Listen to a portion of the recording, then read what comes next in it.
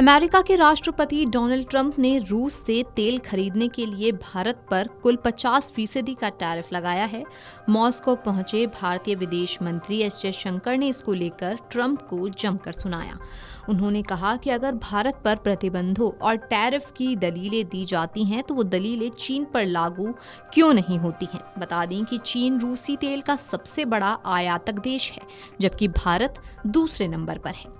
S Jaishankar ने कहा कि इसे तेल का मुद्दा बताया जाता है, लेकिन चीन जो रूस से सबसे ज्यादा तेल खरीदता है उस पर कोई टैरिफ नहीं लगाया गया। भारत को निशाना बनाने वाली दलीलें चीन पर क्यों लागू नहीं होती हैं।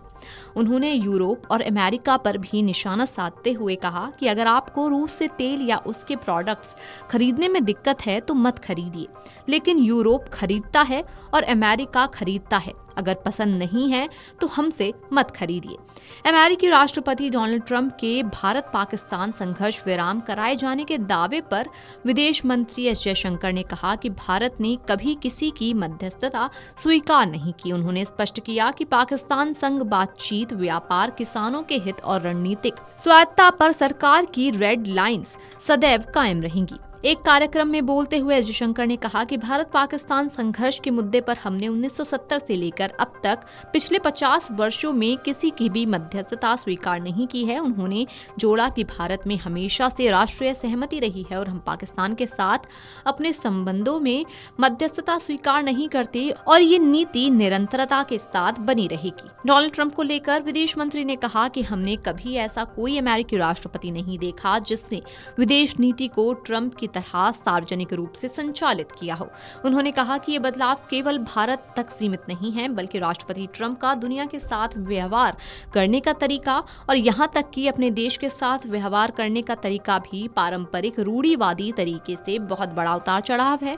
उन्होंने उदाहरण देते हुए कहा कि केवल व्यापार के लिए इस तरह से टैरिफ लगाना सामान्य माना जा सकता है, लेकिन गैर व्यापार मुद्दों पर टैरिफ लगाना सही नहीं है। भारत चीन संबंधों को लेकर विदेश मंत्री एस जयशंकर ने कहा कि सब कुछ स्पष्ट नहीं है। ऐसा नहीं है कि अमेरिका के साथ कुछ हुआ है इसलिए तुरंत चीन के साथ कुछ हो गया। अलग अलग समस्याओं के लिए अलग अलग समय सीमाएं होती हैं। मुझे लगता है कि हर चीज को एक साथ जोड़कर किसी विशिष्ट स्थिति के लिए एकीकृत प्रतिक्रिया बनाने की कोशिश करना गलत है। आज निश्चित रूप से एक वैश्विक परिदृश्य में मैं चाहता हूं कि आप समझें कि एक विकास है, उस रिश्ते का एक प्रवाह है, लेकिन इस रिश्ते को इतना गहरा ना बनाएं, ये वास्तविकता नहीं है। अमेरिका पाकिस्तान संबंधों पर विदेश मंत्री ने कहा कि उनका एक दूसरे के साथ इतिहास रहा है और उनके पास अपने इतिहास को नजरअंदाज करने का इतिहास भी है। हम ऐसी चीजें पहली बार होते नहीं देख रहे हैं।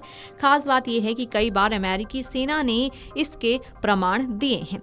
ये वही सेना है जो अब्बोटाबाद पाकिस्तान में गई थी और वहां किसे पाया था, वे राजनीति कर रही हैं। Video desk amarujala.com। अगर आप ये वीडियो YouTube पर देख रहे हैं तो हमारे चैनल को सब्सक्राइब कर बेल आइकन दबाएं और Facebook पर देख रहे हैं तो हमारे पेज को लाइक करें।